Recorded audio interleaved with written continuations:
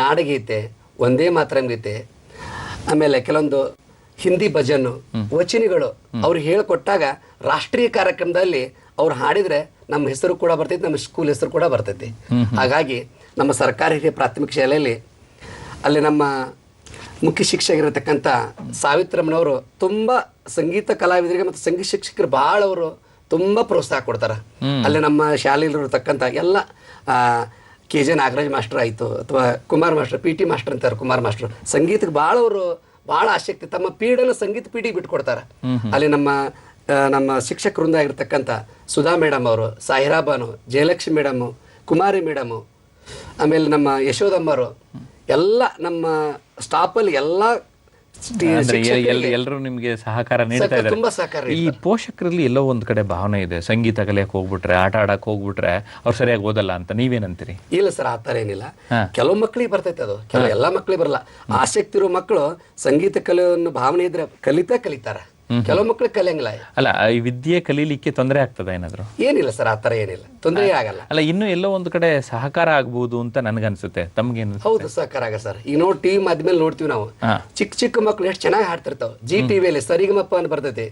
ಆ ನಮ್ಮ ಮಕ್ಕಳ ಟಿವಿ ಮುಖಾಂತರ ನೋಡಿ ನಾನು ಸಂಗೀತ ಕಲಿಬೇಕು, ನಾನು ಮುಂದೆ ಬರಬೇಕು, ಇದರ ಟಿವಿ ಒಳಗೆ ನಾನು ಮಿಂಚಬೇಕು ಅಂತೇಳಿ ಕೆಲವು ಮಕ್ಕಳು ಸಂಗೀತ ಕಲಿಕೆ ಬಹಳ ತುಂಬಾ ಆಸಕ್ತಿ ಪಡ್ತಾರೆ. ಅಂದ್ರೆ ಪಠ್ಯೇತರ ಚಟುವಟಿಕೆಗಳಲ್ಲಿ ಮಕ್ಕಳು ಪಾಲ್ಗೊಳ್ಳುವಂಥದ್ದು ತುಂಬಾ ಮುಖ್ಯ ಅಂತ ಅನ್ಸುತ್ತಾರ? ಹೌದೌದು, ಖಂಡಿತ. ಅಂದ್ರೆ ವ್ಯಕ್ತಿತ್ವ ವಿಕಸನನೂ ಆಗ್ತದೆ. ಎಷ್ಟೋ ವಿದ್ಯಾರ್ಥಿಗಳು ಓದೋದ್ರಲ್ಲಿ ಪೋಷಕರು ಅಂದ್ಕೊಂಡಿರೋದಕ್ಕಿಂತ ವಿಭಿನ್ನವಾಗಿ ಅಂಕಗಳನ್ನು ಹೆಚ್ಚು ತೆಗೆಯುವ ಸಾಧ್ಯತೆ ಇರ್ತದೆ. ಸಂಗೀತಕ್ಕೂ ಏಕಾಗ್ರತೆಗೂ ಸಂಬಂಧ ಇದೆಯಾ ಸರ್? ಆ ಥರ ಏನಿಲ್ಲ. ಅಲ್ಲ, ಏಕಾಗ್ರತೆ ಇರ್ಬೇಕಾಗ್ತದ ಒಳ್ಳೆ ಹಾಡ್ಬೇಕಾರೆ? ಹೌದೌದು, ಇರ್ಬೇಕದು. ಅಂದ್ರೆ ಆ ಏಕಾಗ್ರತೆ ಓದ್ನಲ್ಲೂ ಬರ್ಲಿಕ್ಕೆ ಸಹಕಾರ ಆಗ್ಬೋದಲ್ವಾ? ಆಗ್ಬಹುದು. ಒಟ್ಟಾರೆ ಒಂದು ಈ ಪಠ್ಯೇತರ ಚಟುವಟಿಕೆಗಳಲ್ಲಿ ಮಕ್ಕಳು ತೊಡಗಿಸ್ಕೊಳ್ಳೋದು ಒಬ್ಬ ಶಿಕ್ಷಕರಾಗಿ ತಮಗೆ ಏನನ್ನಿಸ್ತಾ ಇದೆ? ಇಲ್ಲ, ನಮಗೆ ಸಂಗೀತ ಶಿಕ್ಷಕರಂದ್ರೆ ಅಲ್ಲಿ ಮಂಡ್ಯ ಜಿಲ್ಲೆ KR ಪೇಟೆಯಲ್ಲಿ ತಾಲೂಕಿನಲ್ಲಿ ಪ್ರತಿಯೊಂದು ತಾಲೂಕಲ್ಲಿ ಸಂಗೀತ ಕಲೀಲಿಕ್ಕೆ ಬಹಳ ಆಸಕ್ತಿ ಅದರಲ್ಲಿ ಎಲ್ಲ ಮಕ್ಕಳಿಗೆ. ತಮ್ಮ ಪೋಷಕರು ಇಲ್ಲ, ನಮ್ಮ KR ಪೇಟೆ ತಾಲೂಕಿಗೆ ಶ್ರೀಕಾಂತ್ ಚೆಮ್ಮಲ್ ಅವರು ಉತ್ತರ ಕರ್ನಾಟಕದಿಂದ ಬದಾಮಿಂದ ಬಂದಾರ. ಒಳ್ಳೆ ಉತ್ತರ ಕರ್ನಾಟಕ ಭಾಷೆಯನ್ನು ಅವರು ನಮಗೆ ಮಕ್ಕಳಿಗೆ ಎಲ್ಲರಿಗೂ ಹೇಳ್ಕೊಟ್ಟು ಅವ್ರ ಶಾಲೆಯಲ್ಲಿನ ಅವರು ಮಕ್ಕಳಿಗೆ ಕಲಿಸ್ತಾರ.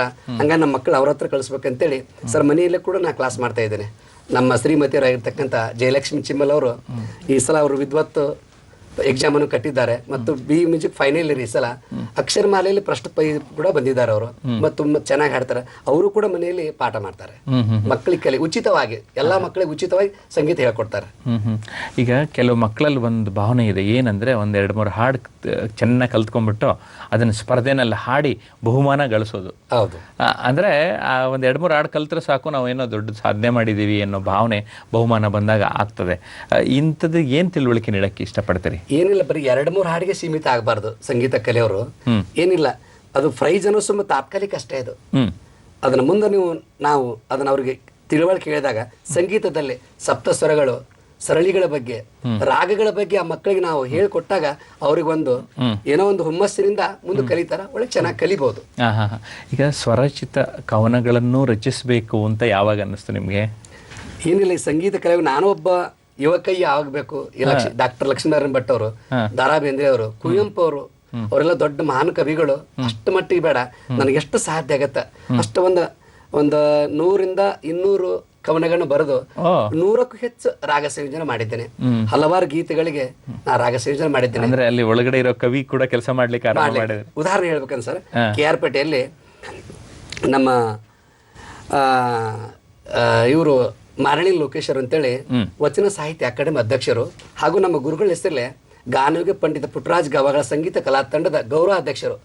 ಅವರು ಒಂದು ತಂಡವನ್ನು ಮಾಡಿಕೊಂಡು ನನಗೆ ಆ ಸಂಘಕ್ಕೆ ಅಂದ್ರೆ ಗಾನವಿಗೆ ಪಂಡಿತ ಪಂಚಾಕ್ಷರಿ ಗವಾಗಳವರ ಸಂಗೀತ ತಂಡಕ್ಕೆ ಒಂದು ಅಧ್ಯಕ್ಷನ ಮಾಡಿ ಮನೆಗೆ ಹೋಗಿ ಉಚಿತವಾಗಿ, ನಾವು 20 ಜನ ಕಲಾವಿದರಿದ್ದೀವಿ, ಸಂಗೀತ ಕಲಾವಿದರು, ನಮ್ಮ ಮುಖಾಂತರ ಹೋಗಿ ಮನೆಗೆ ಉಚಿತವಾಗಿ ಅವರಿಗೆ ಎಲ್ಲರೂ ಒತ್ತಗೂಡಿಸಿ ಅವರಿಗೆ ಸುಗಮ ಸಂಗೀತದಲ್ಲಿ ದೇಶಭಕ್ತಿ ಗೀತೆ, ನಾಡಗೀತೆ, ವಚನ, ಆಮೇಲೆ ಬಸವಗೀತೆಯನ್ನ ಹೇಳಿ ಅವ್ರಿಗೆಲ್ಲರಿಗೆ ನಾವು ಹಾಡಿ, ಅಂದ್ರೆ ಒಂದು ಸಂಗೀತಮಯ ವಾತಾವರಣ ನಿರ್ಮಾಣ ಮಾಡೋದಕ್ಕೆ ಪ್ರಯತ್ನ ಪಡ್ತಾ ಇದ್ದೀವಿ. ನಿಮ್ಮದೇ ಒಂದು ಕವನವನ್ನ ನಿಮ್ಮದೇ ಸ್ವರ ಸಂಯೋಜನೆಯಲ್ಲಿ ನೀವೇ ಹಾಡಿದಾಗ ಹೇಗಿರುತ್ತೆ ಅಂತ ಒಂದ್ಸರಿ ಕೇಳಿಸ್ಬಿಡೋಣ ನಮ್ಮ ವೀಕ್ಷಕರಿಗೆ. ಸರಿ ಸರ್, ಯಾವ ಗೀತೆ ಆರಿಸ್ಕೊಳ್ತೀರಿ?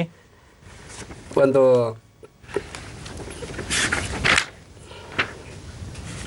ನಮೋ ನಿಮಗೆ ಹಾಂ. ಪುಟ್ಟರಾಜ ಗುರುವೆ ನಿಮಗೆ, ಅದೊಂದು ಅಥವಾ ಬೇರೆ ಯಾವ್ದಾರ ಒಂದು ವಚನಗಳನ್ನ ಹಾಡಿ ಇದನ್ನ ಮಾಡ್ತಾ ಇದ್ದೇನೆ. ಒಂದು ಹೇಳಿ.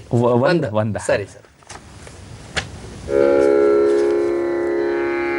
ಇದು ಕೂಡ ಡಾಕ್ಟರ್ ಪಂಡಿತ ಪುಟ್ಟರಾಜ ಗುರುಗಳ ರಚನೆ ಮಾಡಿರ್ತಕ್ಕಂಥ ಮೊದಲನೇ ವಚನ.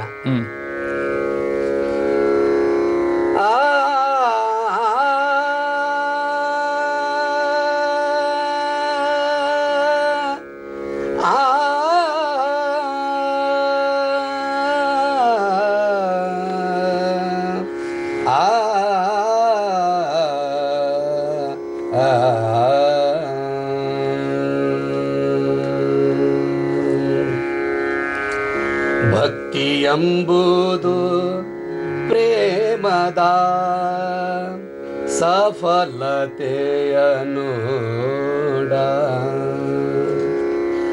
ವಿಷಯ ಪ್ರೇಮವು ನಿಷ್ಫಲ ನೋಡ. ಭಕ್ತಿ ಎಂಬುದು ಪ್ರೇಮದ ಸಫಲತೆಯ ನೋಡ, ಭಕ್ತಿ ಎಂಬುದು ಪ್ರೇಮದ ಸಫಲತೆಯ ನೋಡ, ವಿಷಯ ಪ್ರೇಮವು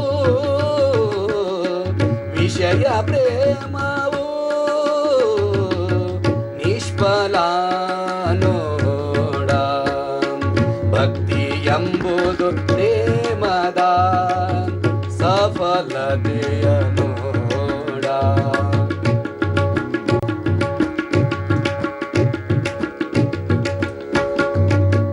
ನಿನ್ನ ಕರುಣೆಯಿಂದುದಿಸುವ ಭಕ್ತಿ ಉಳ್ಳವನೇ ಭಕ್ತ, ನಿನ್ನ ಕರುಣೆಯಿಂದುದಿಸುವ ಭಕ್ತಿ ಉಳ್ಳವನೇ ಭಕ್ತ. ಭಕ್ತ ನೋಡ ಗುರುಕುಮಾರ, ಭಕ್ತ ನೋಡ ಗುರುಕುಮಾರ, ಭಕ್ತ ನೋಡ ಗುರುಕುಮಾರ. ಪಂಚಾಕ್ಷರೇಶ್ವರ, ಪಂಚಾಕ್ಷರೇಶ್ವರ. ಭಕ್ತಿ ಎಂಬುದು ಪ್ರೇಮದ ಸಫಲತೆಯ ನೋಡ, ವಿಷಯ ಪ್ರೇಮವು ನಿಷ್ಫಲ ನೋಡ, ನಿಷ್ಫಲ ನೋಡ.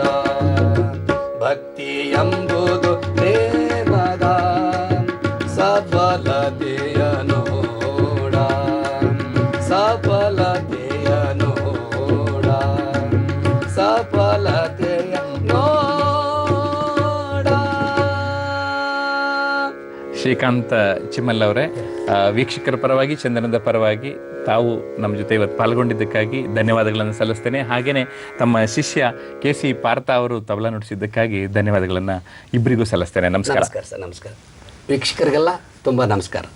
ವೀಕ್ಷಕರೇ, ನಾಳೆ ಬೆಳಿಗ್ಗೆ 8 ಗಂಟೆಗೆ ಹಲೋ ಗೆಳೆಯರೇ ನೇರ ಫೋನ್ ಇನ್ ಕಾರ್ಯಕ್ರಮದಲ್ಲಿ ಯಶಸ್ಸಿನ ಹಾದಿಯಲ್ಲಿ ಕರ್ನಾಟಕ ಕೈಮಗ್ಗ ಅಭಿವೃದ್ಧಿ ನಿಗಮ ಪಾಲ್ಗೊಳ್ಳಲಿದ್ದಾರೆ ವ್ಯವಸ್ಥಾಪಕ ನಿರ್ದೇಶಕರಾದ ಮೊಹಮ್ಮದ್ ಮೊಹಿಸೀನ್ ಅವರು.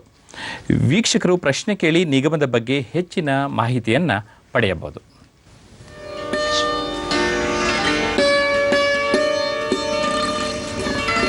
ಇಲ್ಲಿಗೆ ಇಂದಿನ ಬೆಳಗು ಕಾರ್ಯಕ್ರಮ ಮುಕ್ತಾಯ. ನಮಸ್ಕಾರ.